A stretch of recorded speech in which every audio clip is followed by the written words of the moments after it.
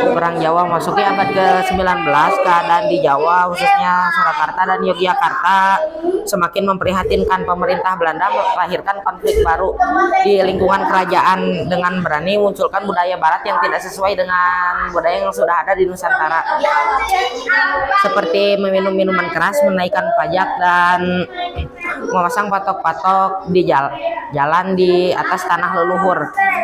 Hal ini membuat Pangeran Diponegoro sangat marah dan menyatakan perang kepada Belanda. Pangeran Diponegoro menggunakan taktik perang gerilya, yaitu menyerang secara tiba-tiba dan mengutus pengiriman makanan untuk pasukan Belanda, dan menyebabkan Belanda mengalami banyak kekalahan. Kemudian Belanda di bawah pimpinan Jenderal de Kock memanggil bala bantuan tentara Belanda dari Sumatera, Sulawesi, dan merekrut tentara baru dari Afrika dan Pantai Gading. Sang jenderal juga menerapkan strategi benteng sel-sel yang dibangun untuk mempersempit ruang gerak pasukan Diponegoro hingga beliau dan pasukannya terdesak hingga kalah dan terpaksa berunding dengan Belanda. Akan tetapi Belanda tentangan antara kaum adat dengan kaum agama.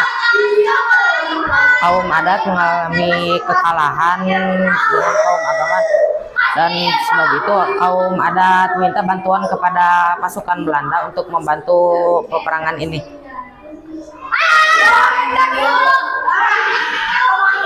Sebagai imbalannya, daerah Minangkabau dimanfaatkan Belanda untuk digunakan sebagai daerah kekuasaan mereka.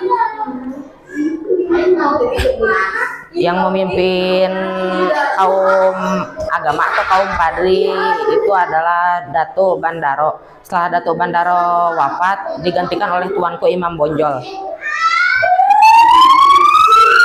Tuanku Imam pada tahun 1817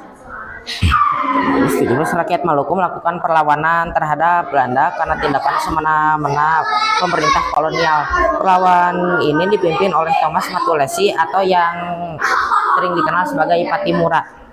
Maluku dikenal sebagai kepulauan rempah karena sebagai penghasil pala, cengkeh, dan fuli atau bunga pala kering. Komoditas ini sangat berharga di Eropa, karena itulah bangsa Eropa saling berebut untuk menguasai wilayahnya. Tahun 1512 Portugis datang ke Maluku di wilayah Ternate dan Tidore.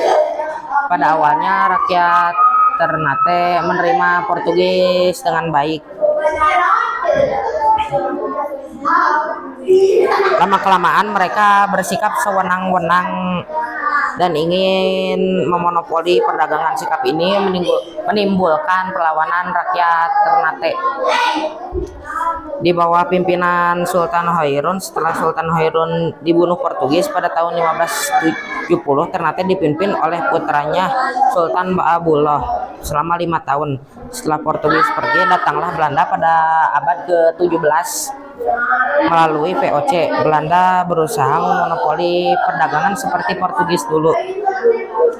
Rakyat Maluku melakukan perlawanan kembali dipimpin oleh Patimura. Penyebab dari perlawanan ini adalah karena Belanda memeras rakyat sambil mengambil hasil bumi dan menurunkan kesejahteraan.